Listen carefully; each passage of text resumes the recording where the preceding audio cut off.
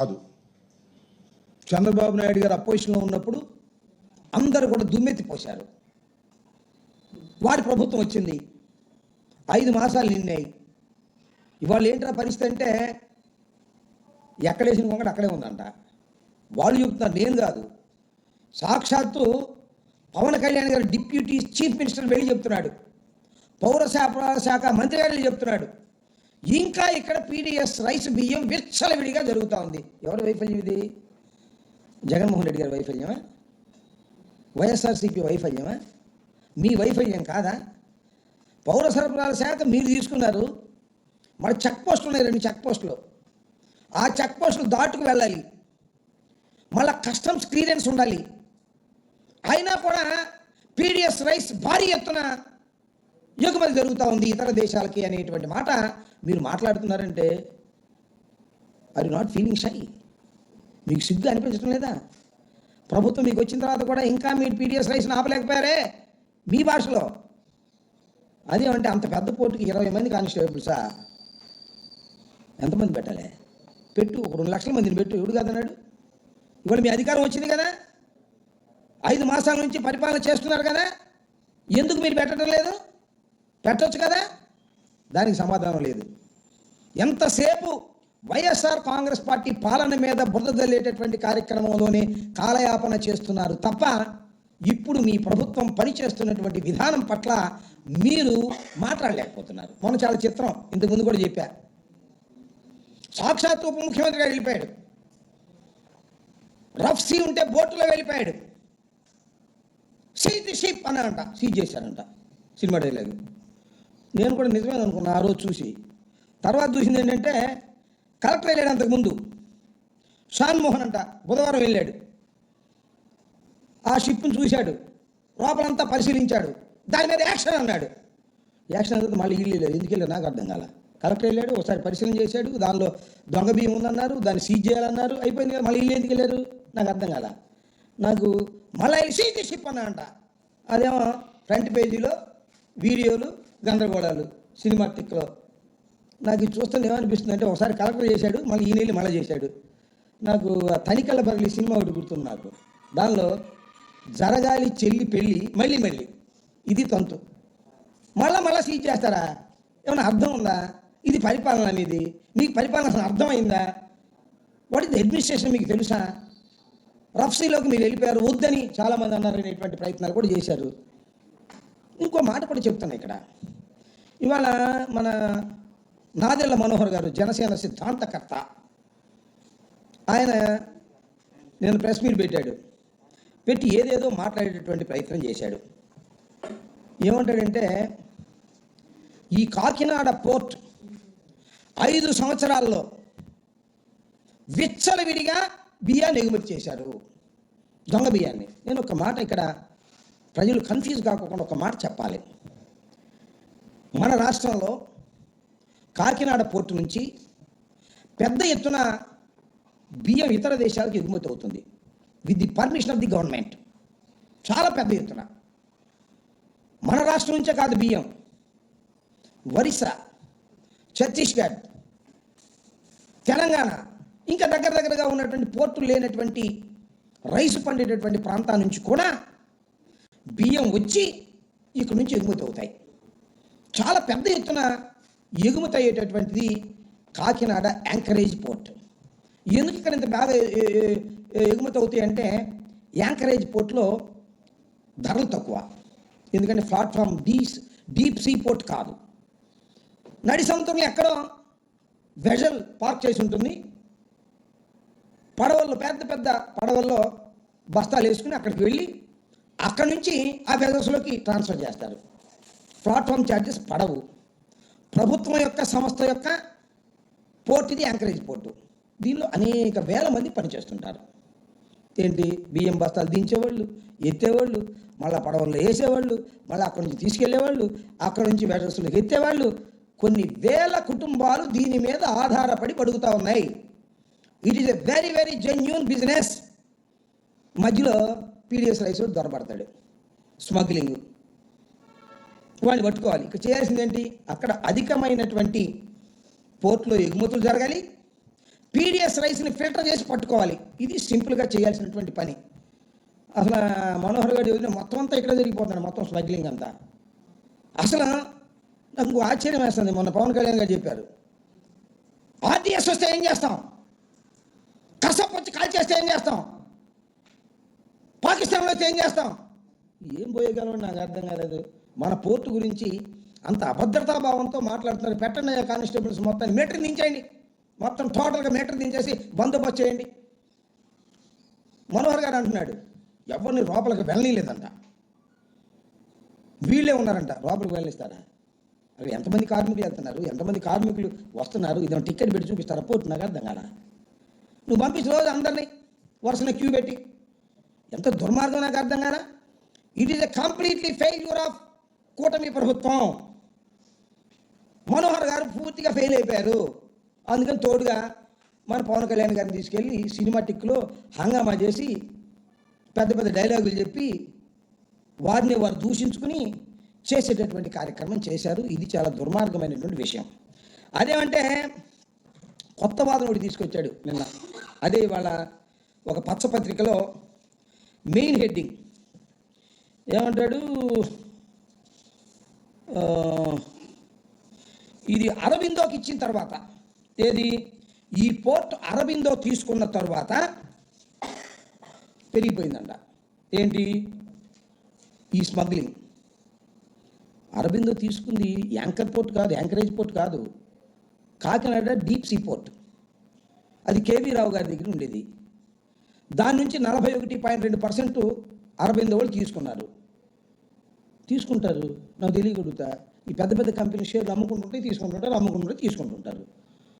ఈయన మనోహర్ గారు చూడండి, మెడ మీద కత్తి పెట్టారంట. ఏమైనా కేవీ రావు గారు ఏమన్నా మీకు కంప్లైంట్ ఇచ్చాడా? ఆయన మాకేం తెలియదండి, కత్తి పెట్టారు.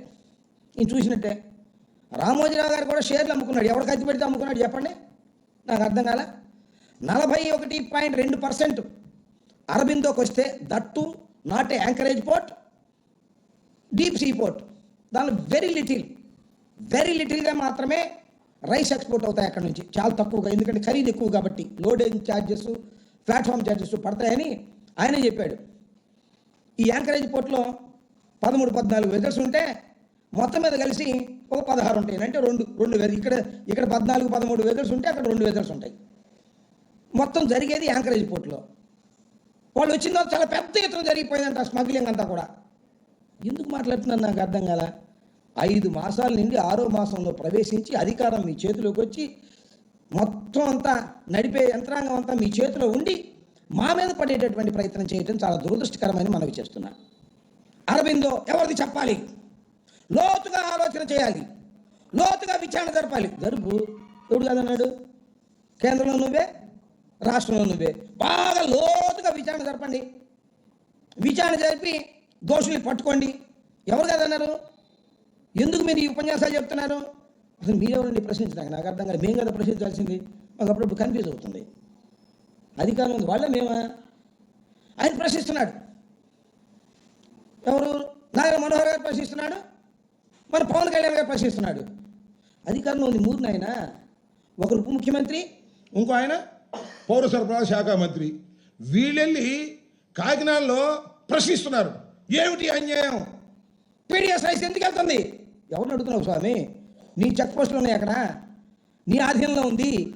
ఒక పెద్ద డ్రామా, చేతగాని తనం, ఎదుటివాడి మీద మాట్లాడేటటువంటి ప్రయత్నం మీరు చేస్తున్నారు. నేను నిన్న కూడా చెప్పా, కాకినాడలోనే ఉంటాడు మన పౌర సరఫరాల శాఖ మంత్రి. ఎందుకంటే కలెక్షన్ కోసం నేను అంటున్నారు. Full collection.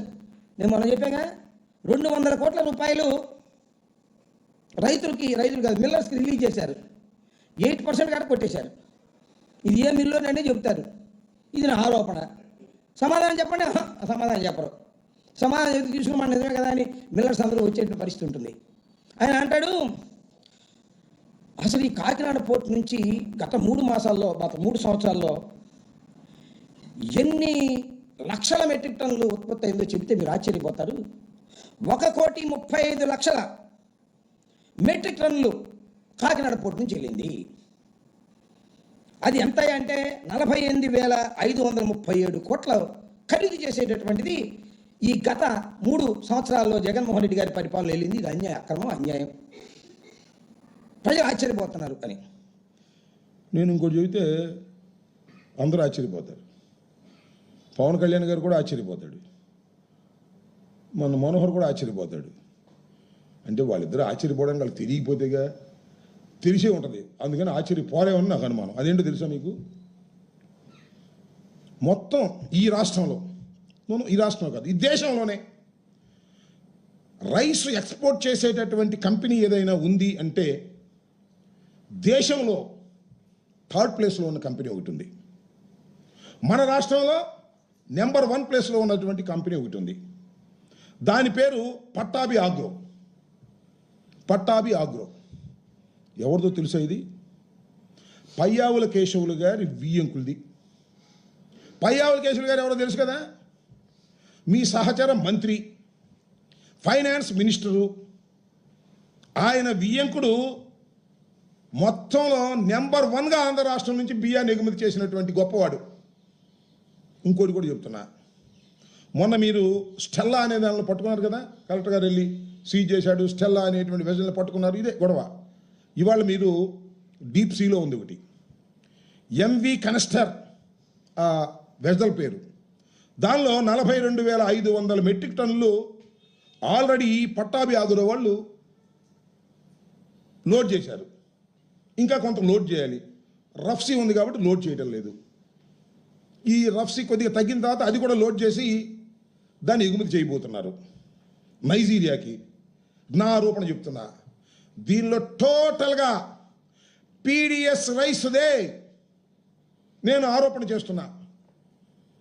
పవన్ కళ్యాణ్ గారు, నువ్వు తమరు, నువ్వంటే బాగు తమరు, నాదెళ్ల మనోహర్ గారు మళ్ళా వెజల్లో వెళ్ళండి, సీజ్ ది షిప్ అని చెప్పండి. శభాష్. పయ్యావుల కేశవులు గారి వియ్యంకుడిదైనా కూడా బ్రహ్మాండంగా పట్టుకున్నారా. నిజమైన నిజాయితీ పరులు మన పవన్ కళ్యాణ్ గారు, మనోహర్ గారు అని అందరూ ఆశ్చర్యపోతారు, మెచ్చుకుంటారు. ఇంటర్నేషనల్గా మీకు వచ్చేస్తాయి. ఇంటర్నేషనల్గా మంత్రి వియ్యంకుడినే పట్టుకున్నటువంటి పవన్ కళ్యాణ్ సిన్సియర్, సినిమాల్లోనే కాదు ఆయన హీరో, ఇక్కడ కూడా హీరే అని అనుకుంటారు. అంతేగాని కలెక్టర్ సీజ్ చేసింది మళ్ళీ వెళ్ళి పట్టుకుని సీజ్ ది షిప్ అని అంటాం కంటే అది జోక్. ఇది సీరియస్. దీని మీద మీరేమైనా చేయగలరంటే దాని మీద చేస్తారని నేను అనుకోను. చేస్తే మాత్రం నిజంగా I'm appreciating them very well అని కూడా మనం చేస్తున్నా. ఇంకపోతే ఈ అరబిందో గొడవ, ఇది కొత్తగా తీసుకొచ్చాడు మన నాదెళ్ల మనోహర్ గారు. నేను అడుగుతా ఉన్నా, మనోహర్ గారు కాస్త తెలుసుకుని మాట్లాడండి సార్.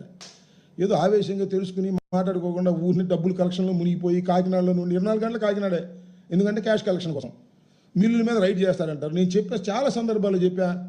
వాళ్ళ పత్రికలోనే నెంబర్ 1 పత్రిక వాళ్ళకి, దానిలోనే చెప్పారు.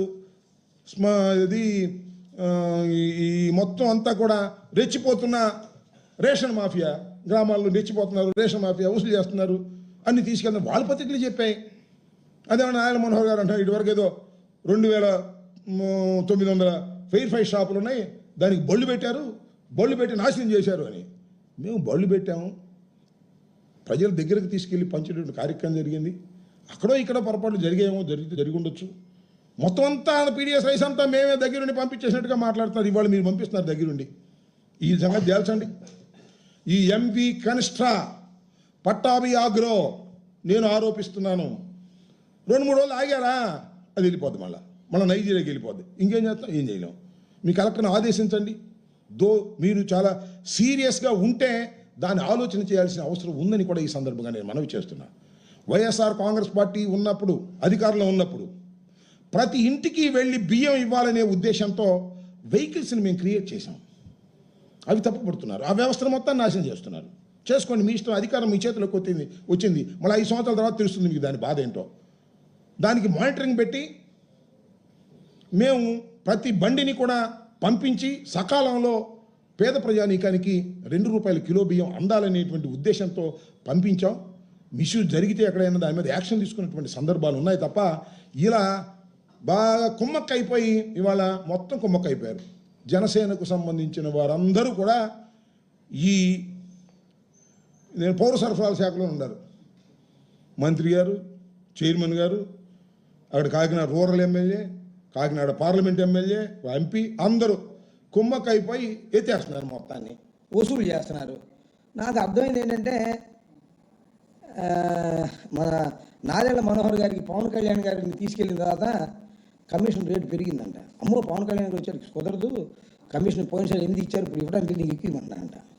ఈ వసూలు చేసుకునే కార్యక్రమం ఏంది స్వామి, నాకు అర్థం కాల.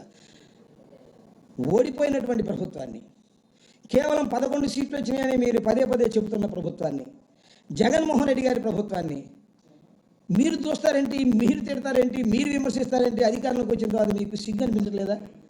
తప్పు కదా ఇది.